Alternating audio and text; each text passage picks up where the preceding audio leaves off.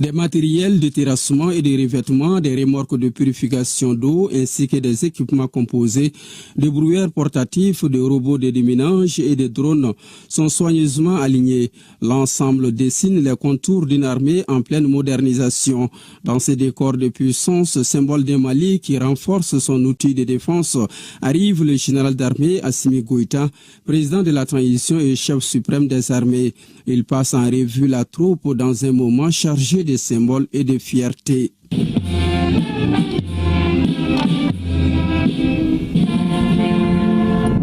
Dans la main du chef suprême des armées, une clé remise au chef d'état-major général des armées, elle ouvre la voie à une nouvelle étape pour le génie militaire, un corps dont la devise résonne comme un serment. Construire, parfois détruire, toujours servir.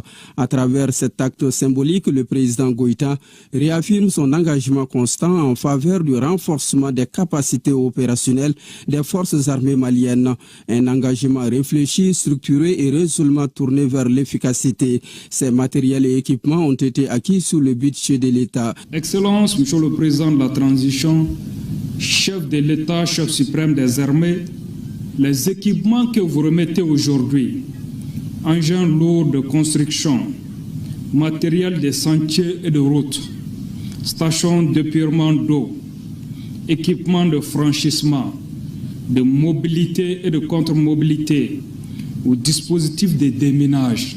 En dotant aujourd'hui le génie militaire de ces moyens modernes et adaptés, vous posez un acte fondateur. Vous donnez à nos forces les outils nécessaires pour tenir le terrain, sécuriser durablement les zones reconquises et accompagner le développement national.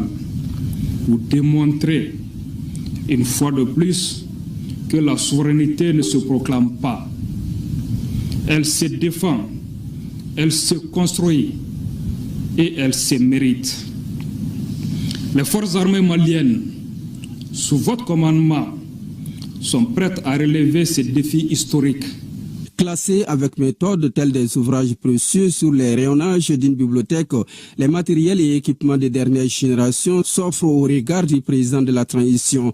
Il les observe avec attention, marque des pauses, s'imprègne de chaque détail, comme dans un dialogue silencieux avec